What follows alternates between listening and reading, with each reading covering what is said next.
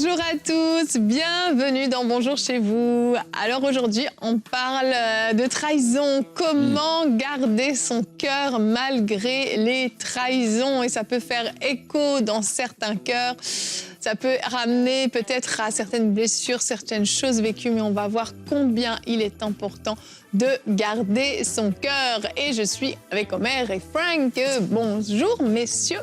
Bonjour. J'avais envie de dire bonsoir. Ah, tu promets de pas te trahir. C'est un début d'émission qui est exceptionnel.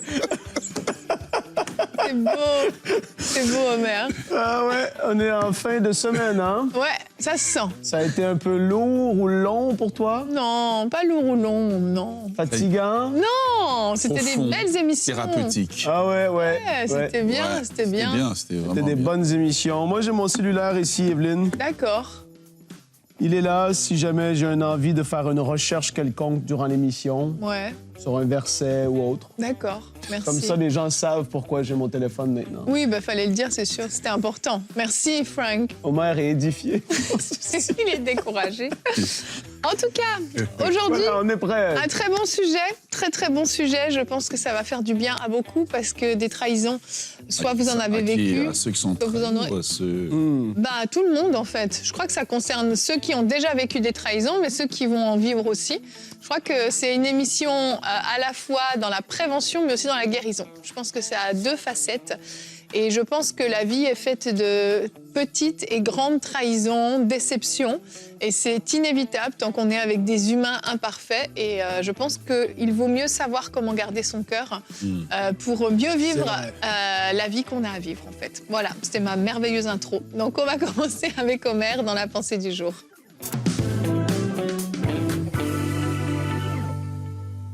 Ah, le sujet de la trahison. Jésus en a été victime, hein? Et puis la Bible dit qu'il savait qu'il allait le trahir. Donc voilà, nous devons apprendre à garder nos cœurs face à la trahison. Le psalmiste David en fait aussi les frais. Psaume 55, le verset 12 à 13, il dit « Ce n'est pas un ennemi qui m'outrage, je le supporterai.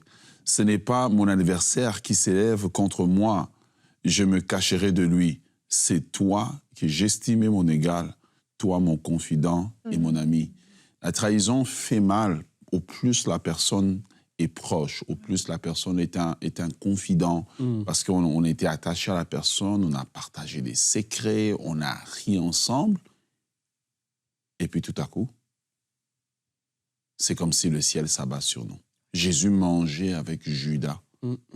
Il riait peut-être avec lui autour de la table.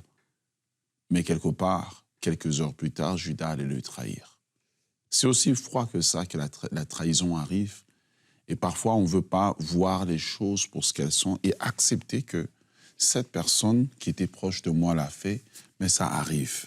Ce que nous devons comprendre, c'est que la trahison peut arriver parce que les êtres humains sont faillibles. Ils sont influencés par différentes choses. Ils sont influencés parfois, et parfois, lorsqu'ils ont trahi, c'est même une maladresse, et la chose a été faite, mais on ne pensait pas que ça allait tourner comme ça. Bref, c'est la trahison qui est arrivée. Et quand on comprend que l'être humain est faillible, on comprend que notre véritable confiance, il faut la mettre en Dieu.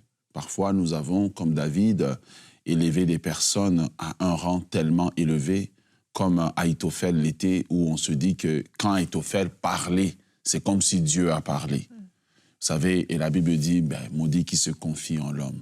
Aimons les gens, mais ne les élevons pas à un rang tellement élevé qu'ils ont quasiment pris la place de Dieu dans nos vies. Oui. Lorsque nous avons été trahis, c'est important de rechercher la guérison intérieure du Seigneur au lieu de laisser notre cœur sombrer dans l'amertume. Tournez-vous vers Dieu, parlez à Dieu de la trahison, du sentiment qui vient avec, le sentiment d'abandon, le sentiment qu'on se sent ridicule, et c'est comme si on s'est joué de nous, la tristesse qui vient avec. Allez devant Dieu et exprimez vos émotions. Ne tentez pas de détruire la réputation de la personne qui vous a trahi. De toute façon, elle vous a déjà trahi, mais allez vers Dieu. Tournez-vous vers lui, épanchez votre cœur. Dites-lui comment ça fait mal et demandez-lui de vous guérir. Troisième des choses, comprendre maintenant pourquoi c'est arrivé et comment c'est arrivé pour que ce genre de choses-là ne se répète plus. Parfois, on est des personnes on est comme un livre ouvert, on dit tout. Tous nos secrets sont dehors. Peut-être qu'il va falloir pour nous déterminer aussi, ajuster notre comportement pour que certaines des choses n'arrivent pas, savoir qu'est-ce que je dis à qui, comment je le dis. Donc, on doit aussi, au travers de cela, grandir en tant que personne et atteindre justement un niveau de sagesse qui nous permet de savoir quoi faire. Et comprendre que ce que la personne a fait, c'est elle qui l'a fait, mais cela ne doit pas nous définir. Alors, j'aimerais vraiment vous encourager aujourd'hui. Et finalement, le psalmiste le dit plusieurs fois, votre destinée n'est pas dans la main de celui qui vous a trahi, c'est entre les mains de Dieu.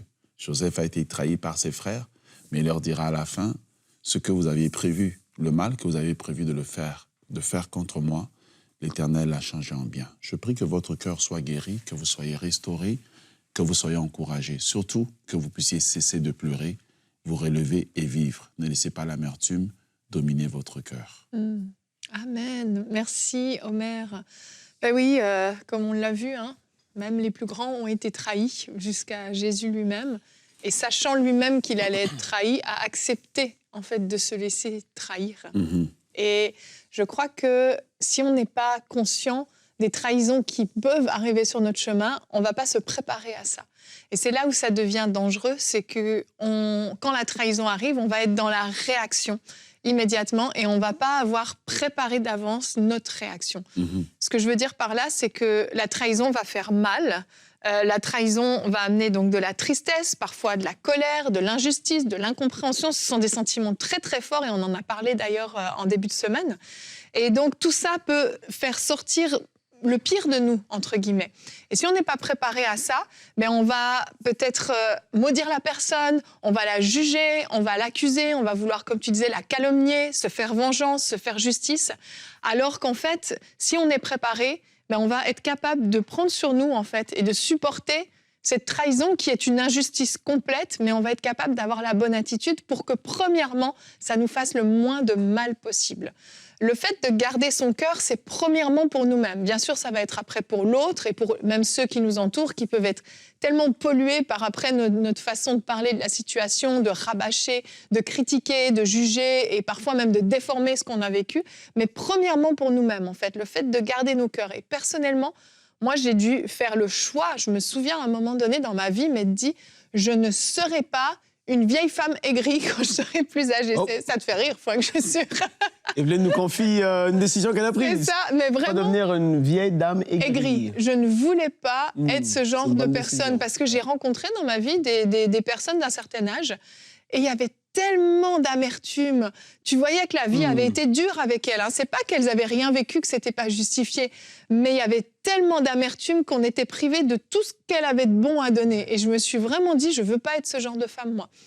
Et particulièrement, en étant à la tête d'une église, on le sait, il y a des gens qui vont nous décevoir, des gens... Mais oui, Omer. Je savais pas. T'étais pas au courant, je sais, tu l'as jamais vécu. Des sentiments, on peut se sentir abandonné, on peut se sentir trahi, on peut avoir un sentiment profond d'injustice, d'avoir été jugé, d'avoir été critiqué. C'est toutes des choses qui peuvent nous affecter beaucoup.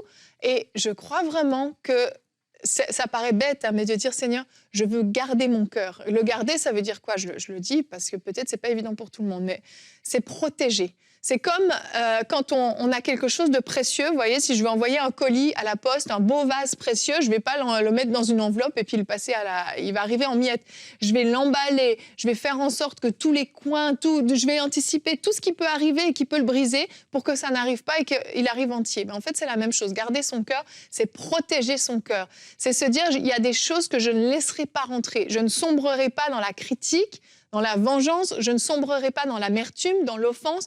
Je me mets une limite, en fait. Même au niveau de mes pensées, quand je vais vivre une trahison, je vais me mettre une limite de dire je ne franchirai pas cette limite. Je ne me laisserai pas affecter à ce point-là, au point où je me fais voler ma paix, mon sommeil, où je suis tourmentée. Non, je ne ferai pas ça.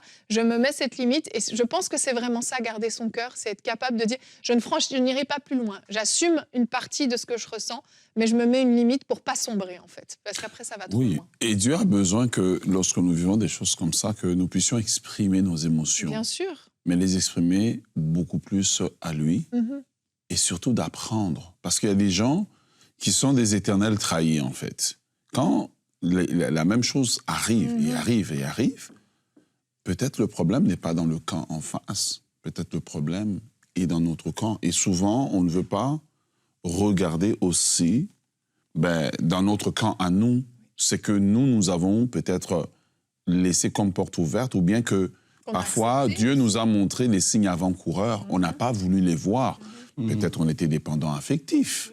Voilà, peut-être qu'on aimait la façon dont ces personnes-là, je ne sais pas, nous admiraient, nous traitaient. Ou peut-être aussi qu'on a vu cette personne-là trahir quelqu'un. Et on ne s'est pas dit, mais s'il est prêt à le faire à lui, peut-être qu'il peut le faire aussi à moi. Exact. Mais quand il faisait à quelqu'un d'autre, tu étais content. Mais maintenant, c'est ton tour. Donc je crois qu'il faut vraiment qu'on soit mature, d'apprendre. Il faut apprendre, il faut observer, il faut apprendre. Et voilà, et par là, Dieu va opérer une réparation dans notre cœur. Mais il faut tenir compte que les gens l'ont vécu. Et tant que le monde sera monde, que le soleil se lèvera, il va arriver des situations où, oui, effectivement, on va être trahi. Ouais. Quand il y a la trahison, ça ouvre la porte au non-pardon et à l'amertume. Et ça va être majeur. Et là, j'ai utilisé mon téléphone, Evelyne. Tout à l'heure, tu parlais, je suis allé chercher un verset. Parce que je me suis dit, quand j'écoutais Omer, c'est tellement... Quand tu y penses, Jésus, comment il a été trahi.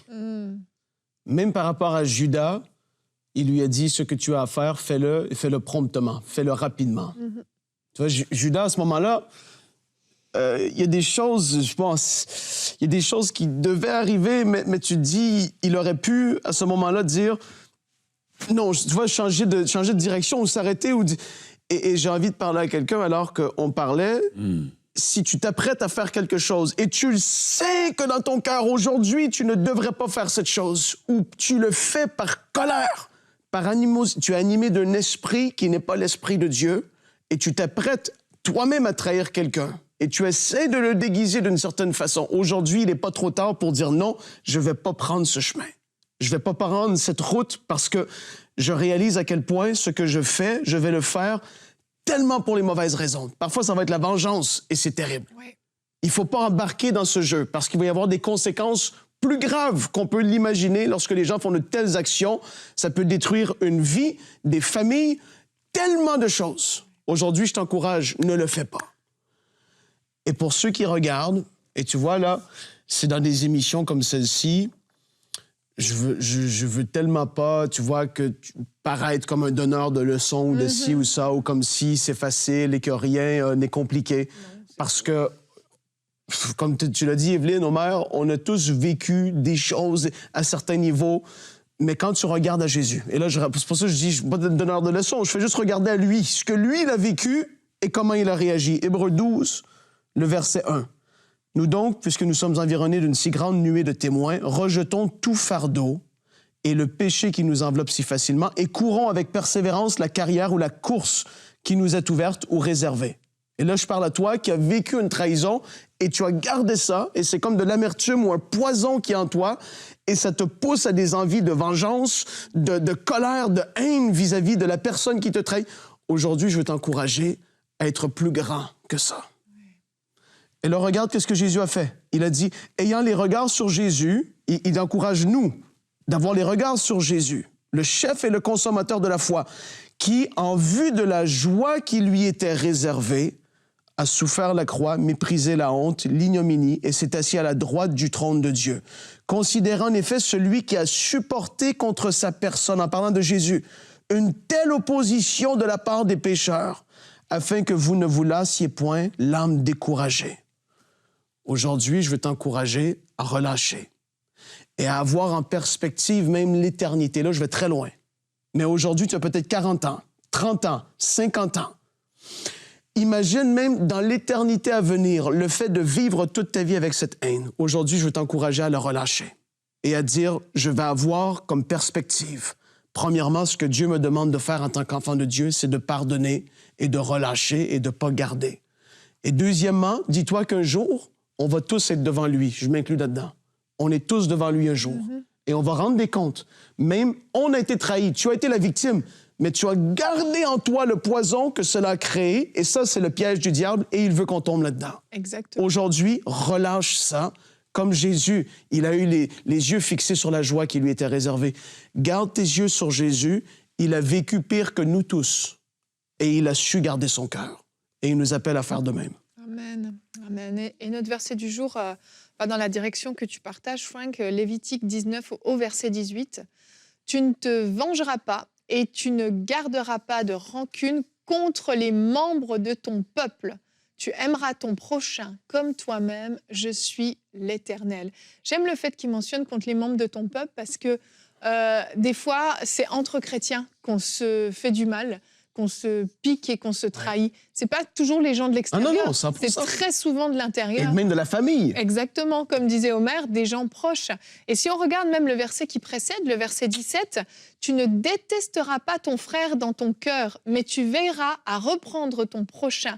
Ainsi, tu ne te chargeras pas d'un péché à cause de lui. » J'aime ce qui est dit dans ce verset. On peut être trahi, mais on a le droit aussi d'aller voir la personne puis de lui dire « tu m'as fait du mal, tu m'as fait de la peine ».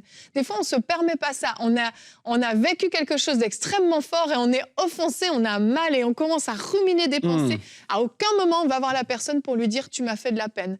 Ce que tu as fait, ça m'a fait du mal. Et de simplement oser le dire, de donner l'opportunité à l'autre de vous demander pardon, parce que les gens ne sont pas tous mauvais. Parfois, il y a des trahisons qui sont faites à cause de maladresse, accidentelles, exactement. Faut arrêter de prendre les choses trop personnellement. Des fois, vraiment, il y a un vrai problème chez les chrétiens, c'est qu'on croit que tout le monde est parfaitement conscient que tout ce qu'il dit, tout ce qu'il fait a un impact sur votre vie. C'est pas toujours le cas. Des fois, tout ne tourne pas autour de vous. Je suis désolée si je suis un peu dure, mais dans certains cas, les gens prennent les choses tellement personnellement. Allez voir cette personne. Vous avez été blessé, allez la voir. Dites-lui, en fait, tu vois, quand tu dis ça, tu me blesses, ça m'a fait mal. Et l'autre va peut-être vous dire, mais jamais, c'était pas du tout ce que je voulais dire, tu m'as mal compris, attends, je t'explique. Et puis, la chose se désamorce en un rien de temps. Plutôt que d'avoir gardé ça, nourri ça, c'est aussi ça, garder son cœur. C'est aller voir l'autre et puis se respecter aussi soi-même en disant, on ne me parle pas n'importe comment, on ne me traite pas n'importe comment, je vais aller voir l'autre puis je vais lui dire ce que j'ai ressenti. Ça permet juste de désamorcer une bombe. Et quand quelqu'un est comme ça, offensé ou trahi, il va souvent aller parler en mal, calomnier la personne envers qui il croit avoir reçu, comme tu as dit, cette offense, alors que la personne, c'est une maladresse. Et il va aller dire à d'autres, il a fait ça, et il m'a dit ça, et pendant qu'il parle, et là, l'autre, ah oui, et là, ça fait le tour, et soudainement, tu as une certaine réputation, tu dis, mais d'où ça sort? T'entends des trucs, lui, il dit ça, c'est quoi cette affaire? En fait, en réalité, le fait de ne pas traiter ce qui lui est arrivé, il est devenu exactement ce qu'il reprochait. C'est ça. Comme Absalom, qui se sentait trahi parce que son papa a fait, il a reproché à son père, mais il a fait pire. Et souvent, ceux qui trahissent demain, là, c'est ceux qui n'ont pas pu traiter la trahison qui leur est arrivée. Et puis, ils ont parti, ils ont fait pire. Et au départ, c'était même pas leur intention. C'est pour ça que je disais tout à l'heure, le premier réflexe d'abord, c'est de revenir à Dieu, notre Créateur. Moi, je dis souvent aux gens, lorsqu'on est face à une situation qu'on ne parvient pas nécessairement à régler, ça nous fait mal. Oui, on a prié, mais il existe une autre étape que Dieu m'a enseignée, c'est de demander à Dieu, qu'est-ce que tu veux m'enseigner? Qu'est-ce que tu veux m'enseigner au travers de ça? Seigneur, ça me fait mal, mais je rentre à ton école. Enseigne-moi, qu'est-ce que tu veux me montrer? Et là, peut-être le Seigneur va nous montrer des choses qu'on n'aurait pas pu voir. Mais lorsqu'on ne fait pas ça, ce qui arrive, c'est que je veux juste que mon problème de trahison soit réglé. OK, mais qu'est-ce que j'ai appris? Qu'est-ce que Dieu m'enseigne? Qu'est-ce que moi, en tant que personne, j'apprends dans mon naturel, mon intellect? Mais qu'est-ce que le Saint-Esprit aussi veut m'enseigner? Vous voyez? Et alors, à partir de là, je sors de là grandi. Sinon, je sors toujours une victime éternelle, en train de me plaindre, en train de me ceci, c'est là, mais il y a des choses au travers desquelles Dieu veut nous enseigner. C'est pour ça qu'à la fin de sa vie, Joseph dira à ses frères, mais écoutez, c'est pour vous sauver que Dieu m'a envoyé ici. Ça ne justifie pas la trahison, ça aurait pu se faire autrement. J'aurais bien voulu qu'il arrive en Égypte en char et tout, et puis on jette des pétales devant lui, mais c'est pas arrivé comme ça. Mais au moins, il a tiré le son, on voit un Joseph mûr. Au moment de la trahison, c'est un enfant qui se plaint, mais au fur et à mesure des circonstances, il comprend, numéro 1, ma destinée est entre les mains de Dieu, et qu'importe ce que vous avez voulu faire, ça n'affecte pas la destinée que Dieu a pour moi. Et la personne trahie doit comprendre ça, que ta destinée est entre les mains de Dieu. Numéro 2, tu dois grandir au travers de la trahison, apprendre les leçons que tu as besoin d'apprendre. Il y a des choses que peut-être que sans la trahison, tu n'aurais jamais appris. Alors, ça arrive à un point où Joseph dit à la fin de sa vie, il dit, écoutez, Dieu m'a envoyé ici pour vous. Le chemin était-il agréable? Non. Mais Dieu m'a envoyé. Et il a tiré le son, il a trouvé une raison de ne pas devenir amer. On doit trouver une raison de ne pas devenir amer. Amen. Mais c'est pour ça que c'est l'arme préférée de Satan, l'offense. Parce que justement, tu vois, quand tu viens détruire un cœur, tu sais qu'il y a de fortes chances qu'il blesse à nouveau. Oui. Et au départ, Joseph a envie de se venger, tu vois. Il a envie, il va faire porter le chapeau à Benjamin, il va vouloir se venger et hop, il rectifie. Et c'est ça, garder son cœur. T'es en train de glisser dans la mauvaise direction, mais tu dis non, je veux pas devenir cette personne-là. Je veux pas être comme ça, je veux pas être comme celui qui m'a fait du mal. Et là, Joseph va rectifier le tir et il va se ressaisir. Et c'est ça qui est magnifique dans l'histoire de Joseph. C'est qu'il avait l'opportunité de se venger. Il pouvait avoir une belle vengeance même. Mais il a choisi au lieu de ça de s'humilier et de marcher dans l'amour. Et ça, c'est une belle leçon que Joseph nous enseigne. Et à quel moment est-ce que Dieu ou les circonstances de la vie permettent qu'il rencontre ses frères? Au moment où il est à l'apogée. Oui. Souvent, les personnes qui nous ont offensés vont apparaître à un moment clé de notre vie et ça va déterminer si on va aller plus haut. Amen. Voilà, ça va déterminer si on va aller plus haut. Parfois, tu vas te dire, j'ai pardonné, tu as même parlé en langue. Et puis, la personne apparaît devant toi. Qu'est-ce que tu vas faire? Tu vois, qu'est-ce que tu vas faire? Et souvent, avant une élévation,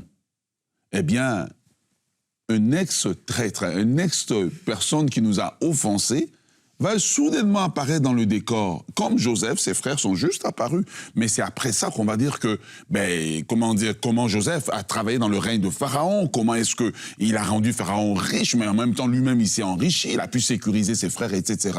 Je crois que Dieu est en train de parler à quelqu'un aujourd'hui qui a été trahi. Dieu est en train de vous parler en disant, il y a une vie après la trahison. Il y a une vie après le choc que vous avez subi. Et peut-être que vous aviez mis les personnes à un piédestal tellement élevé que telle personne est parfaite, mon beau-père est parfait, ma belle-mère est parfaite.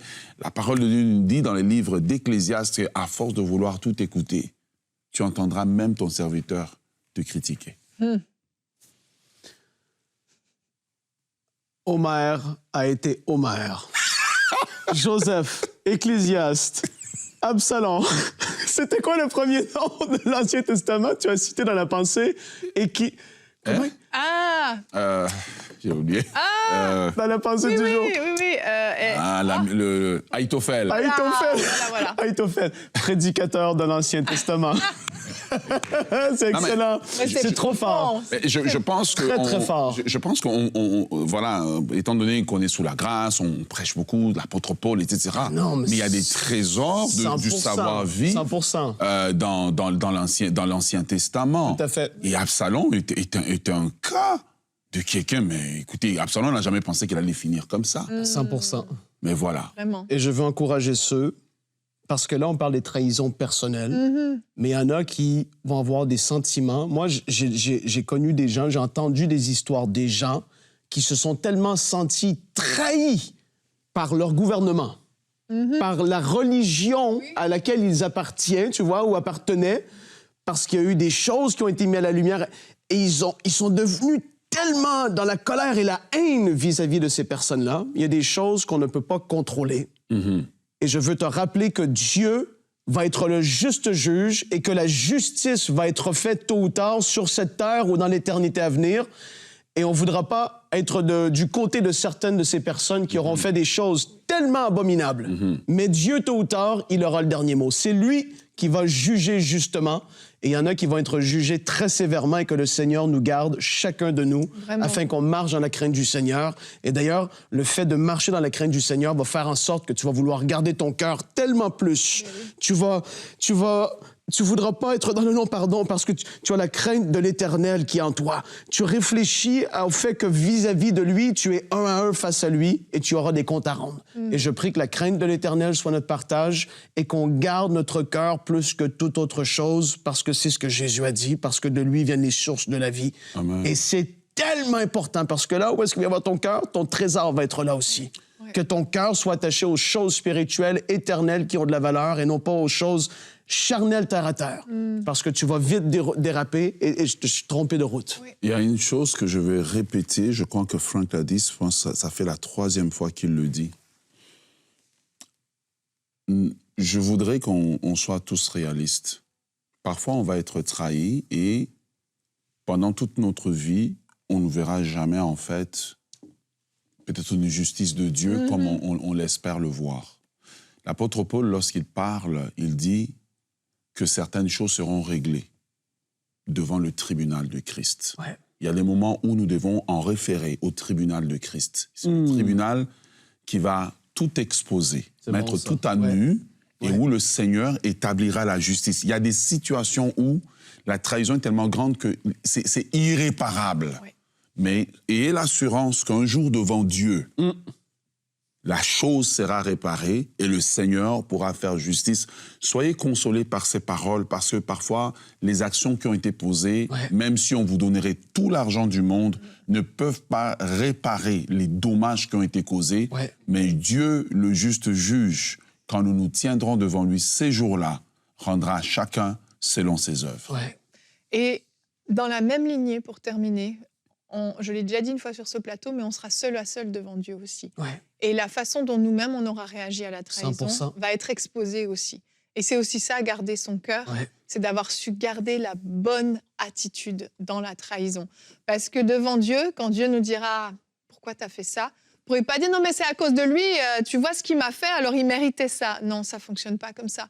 Et oui, il y a la justice de Dieu, et la justice de Dieu, elle est parfaite. Donc si nous-mêmes, on s'est compromis à cause d'une trahison et on s'est autorisé à blesser, à calomnier, à se venger, eh bien nous-mêmes, on devra rendre des comptes de ces choses-là. Donc c'est une double peine pour nous. On aura été trahis, mais en plus, on aura la peine de ce qu'on a fait de mauvais à cause de ça. Donc s'il vous plaît, vraiment, gardons nos cœurs toujours. Soyons prêts à nous prendre des coups. Ça fait partie de la vie, ça va arriver. C'est injuste, ça fait mal, c'est douloureux. Mais gardons nos cœurs pour qu'on n'ait pas à rougir une fois devant Dieu. Alléluia. Paul a dit, j'ai couru ma course, j'ai achevé ma course. La couronne de justice m'est réservée. Il a été trahi, il a été abandonné, il a été lapidé par des gens qui étaient contre lui, par d'autres dans le ministère. Mais il a dit, j'ai achevé ma course. Exact. Et que ce soit notre partage à tous, la couronne de justice nous est réservée. Et surtout, dormez en paix la nuit en sachant qu'un jour, le Seigneur réglera toutes choses. Amen. Sur ces merveilleuses paroles, on vous souhaite de passer un très bon week-end. Et si vous avez sondé votre cœur,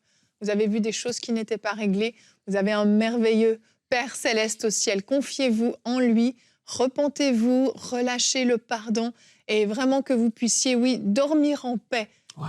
Peut-être pour la première fois depuis les 10 dernières années, mais que vous ayez vraiment Yes. cette paix parfaite qui vous remplit. C'est vraiment ce qu'on déclare sur vos vies. Soyez bénis. On se retrouve lundi pour de nouvelles émissions de Bonjour chez vous.